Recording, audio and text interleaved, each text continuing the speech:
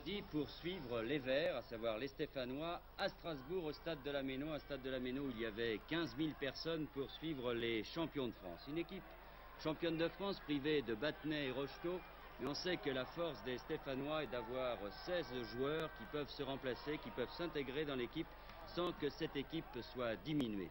Ce fut le cas vendredi dernier où cette équipe stéphanoise, pendant 70 minutes, a su imposer son jeu sans trop forcer avec un milieu de terrain impérial composé de Larquet, de Sinagel et de Santini qui remplaçait Battenay. La défense tenait bien, la ligne d'attaque mettait en danger cette défense strasbourgeoise. Pourtant, les Strasbourgeois se battaient, ils essayent d'éviter la relégation en deuxième division et devant leur public qui se fait rare et on le comprend, ils voulaient montrer quand même que cette position d'avant-dernier n'était pas la sienne. Mais face aux champions de France qui veulent conserver ce titre dans la mesure où s'ils ne pouvaient participer l'année prochaine à la Coupe d'Europe, s'ils étaient battus en finale, donc ils seraient privés de Coupe d'Europe, ils veulent conserver leur titre.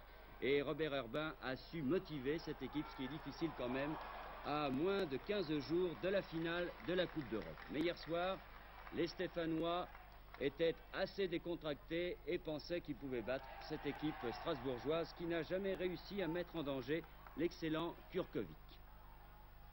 Alors qu'au contraire, de l'autre côté, Dropsy avait dû faire quelques arrêts sous la menace des avants stéphanois. Mais en première mi-temps, les Strasbourgeois résistaient bien à la pression des Stéphanois. Ils menaient quelques contre-attaques, mais derrière, avec Lopez, avec Piazza, rien ne passait. Et ici, un avant strasbourgeois signalait hors-jeu. Kurkovic n'avait pas beaucoup de travail. Lopez montrait qu'il avait bien oublié sa mésaventure soviétique. Et dans l'ensemble, le public était content de voir évoluer cette équipe championne de France. Là, Dropsy est obligé de faire un arrêt sur un très bon centre de Saramagna. Et 0-0, c'était la marque à la mi-temps. Après 70 minutes de jeu, les Stéphanois vont attaquer. Sur cette poussée de Farison, la balle va parvenir à Saramagna. C'est d'abord Farison là, qui oblige Dropsy à un très bel arrêt. Nous voyons cette action. Farison, bien monté, nouvel international à 32 ans. Et finalement, donc, après 70 minutes de jeu, les Stéphanois vont appuyer sur l'accélérateur comme ils savent le faire. Et ça va être un départ sur l'aile gauche de Saramagna dans quelques instants.